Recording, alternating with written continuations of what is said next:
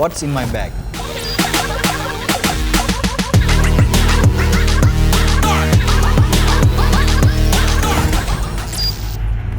මම ජයතු Amarasinghe wildlife photographer. අපි බලමු මොනවාද මගේ bag එකේ තියෙන equipments and devices මම tours යනකොට ගෙනියන. ඉස්සෙල්ලාම අපි කතා කරමු මගේ bag එක ගැන. මේ bag එක brand එක Think Tank. ඒගොල්ලන්ගේ තියෙනවා වෙනම franchise එකක් Minshift කියලා. ඒක backpack model එකේ franchise එකක්. ඒගොල්ලෝ ඒ බෑග් එක හදන්නේ ෆෝකස් කරලා වයිල්ඩ් ලයිෆ් ෆොටෝග්‍රැෆර්ස් ලව. ඒ බෑග් එකේ තියෙන එක එක ජාතියේ බෑග් සෙට් එකක්ම. ඒකේ 36 ලීටර් බෑග් එක තමයි මම යූස් කරන්නේ. මේක තමයි බෑග් එක. අපි බලමු මගේ බෑග් එක ඇතුලේ තියෙන්නේ මොනවද කියලා. So මේවා තමයි මගේ බෑග් එකේ ඇතුලේ තියෙන lenses and bodies. මේ lens එක තමයි මම use කරන primary lens එක. Sony ලගෙන් ආපු 400mm 2.8 lens එක. මේ lens එක ගැන කතා කරොත් මේ lens එක sharpම lens එකක් Sony ලගේ තියෙන. wildlife photography වලට ගොඩක්ම suitable වෙන lens එකක්. ඒ වගේම කවුරු හරි sport photography වලට ආස නම් මේ lens එක go to lens එකක් sport photography වලට. මේ lens එක ගැන කියනවා නම් මේ lens එක මම use කරන්නේ cover එකක් දාලා. මොකද අපි tours යනකොට safaris යනකොට මේ lens එකට damage වෙන්න පුළුවන්. මම Roland Pro කියන brand එකේ cover එකක් තමයි මේ lens එකට use කරන්නේ. මේ lens එක ගැන තව කියනවා නම් අපිට ගන්න පුළුවන් lenses ಜಾති දෙකක් තියෙනවා Sony ලගේ. එකක් 600 අනික 400. ඒ දෙක තමයි wildlife photography වලට recommend කරන lenses දෙක prime lens වලින්. මම 400 එක choose කරේ ලංකාවේ තියෙන කැලෑවල් එතකොට ලංකාවේ යන්න පුළුවන් photography ගැන study එකක් කරලා මම කැමති photography වලට යන්න 400 lens එක හොඳයි කියලා හිතච්ච නිසා තමයි මම මේ lens එක choose කරේ. Okay, අපි බලමු මොකක්ද මම use කරන body එක ඒ lens එකත් එක්ක කියලා. මම use කරන්නේ A92 කියන Sony body එක. මේ body එක ගැන කියනවා නම් මේක Sony ලගේ professional category එකේ තියෙන body එකක්. speed එක වැඩි, focusing speed එක ගොඩක් වැඩි, FPS rate එකත් වැඩි.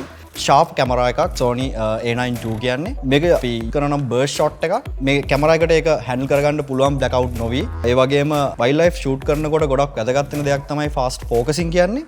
මේ lens එක ඒකට ගොඩක් support කරනවා. අපිට සතෙක් move වෙන සතෙක්, පියාඹන කුරුල්ලෙක්, එතකොට දුවන සතෙක් වගේ දෙයක් ඉක්මනින් track කරගන්න මේ camera එක ගොඩක් lazy wildlife photography වලදී. ඊළඟට මම use කරනවා secondary camera එකකුයි secondary lens එකකුයි.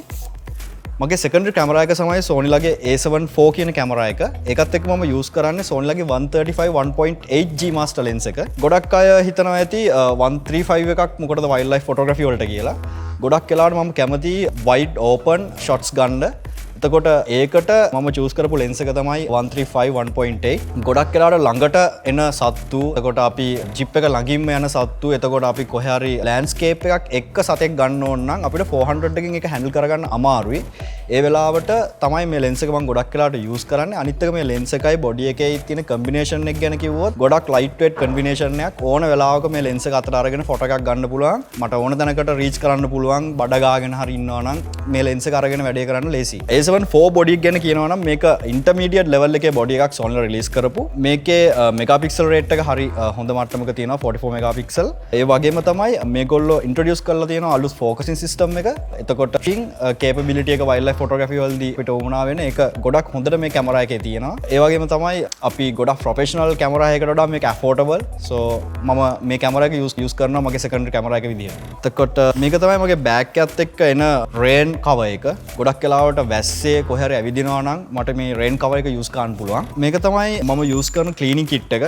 මේක ඇතුලේ blower එකක්, ඊට පස්සේ extra battery එකක්, ඊට පස්සේ sensor එක මොන හරි වුණොත් ඒක සුද්ධ කරගන්න පුළුවන් cleaning kit එකක් වගේ දේවල් ටිකක් තියෙනවා. මේක තමයි මගේ utility bag එක. මේක ඇතුලේ ගොඩක් වෙලාවට තියෙන්නේ chargers, මගේ phone එක charge කරන්න උවමනා වෙනවා. එතකොට Sony battery charger එකක්, ඊට පස්සේ adapter එකක් මගේ laptop එකට memory card read කරගන්න. ඊට පස්සේ මම use කරනවා SSD portable hard disk එකක්. SSD portable hard disk එකක් use කරන එකේ වාසිය තමයි ගොඩක් speed. මොනවා හරි copy කරනවා නම් මේකට මාර ඉක්මනට copy කරන්න පුළුවන්. අනිත් එක වැඩි worry වෙන්න ඕනේ නැහැ මේ hard disk එක ගැන. මේකේ safety එක ගැන අපි වෙන hard disk එකක් use කරනවා නම් ඒක ගොඩක් වෙලා damage වෙන්න පුළුවන්. SSD hard disk එකක් use කරනවා නම් ඒක ගැන වැඩි worry වෙන්න ඕනේ නැහැ. so මම use කරන්නේ tough memory cards දෙකක්. ටෆ් G කියන මෙමරි කාඩ්ස් දෙකක් තමයි මම යූස් කරන්නේ. ඒකේ ස්පීඩ් එක 300 මෙගාබයිට්ස් per second. ගොඩක් වෙලාවට ස්පීඩ් මෙමරි කාඩ් එකක් යූස් කරනකොට ඇති වාසිය තමයි අපි බර්ස්ට් ෂොට් එකකට යනවනම් ඉක්මනට ඒක කොපි වෙනවා, බෆර් වෙන්නේ නැහැ. ඉක්මනටම කොපි කරගන්න පුළුවන්. අපි ආයි data transfer කරනකොට මැෂින් එකට හරි ස්ටෝරේජ් එකකට හරි ඉක්මනට කොපි කරගන්න පුළුවන්. අපි එහෙනම් බලමු මගේ බෑග් එකේ අනිත් පැත්තේ පොකට්ස් වල මොනවද තියෙන්නේ කියලා. මේක තමයි මගේ ෆ්‍රන්ට් එකේ තියෙන මේන් පොකට් එක. ඒක ඇතුලේ තමයි මම ගොඩක් වෙලාවට මගේ ලැප්ටොප් එක දාන්නේ. මම යූස් කරන්නේ Apple ලැප්ටොප් එකක්. මේක M1 Pro ලැප්ටොප් එකක්. ගොඩක් වෙලාවට ස්පීඩ් එක, කලර් ඇකියුරසි එක, මම එතකොට මෙමරි කාඩ් වලින් data transfer කරන්න, ෆොටෝ එඩිට් කරන්න ගොඩක් වෙලාවට යූස් කරන්නේ මේ ලැප්ටොප් එක. මම ටුවර්ස් යනකොට ගොඩක් වෙලාවට මේ ලැප් එක මගෙත් එක ගෙනියනවා. මොකද මට data backup කරන්න ඕන වුණොත් නැත්නම් ෆොටෝ එකක් මන්ට එඩිට් කරගන්න ඕන වුණොත් මම මේ ලැප් එක යූස් කරනවා. ෆ්‍රන්ට්ම පොකට් එකේ තියෙන්නේ ඩස්ට් කවර් එකක්. ගොඩක් වෙලාවට අපි දූවිලි තියෙන තැන් වලින් යනකොට, චිප්ස් වල යනකොට, පයින් යනකොට, අවුවේ යනකොට ගොඩක් වෙලාවට ලෙන්ස් එකේ ප්‍රොටෙක්ෂන් එක ගැන හිතන්න වෙනවා.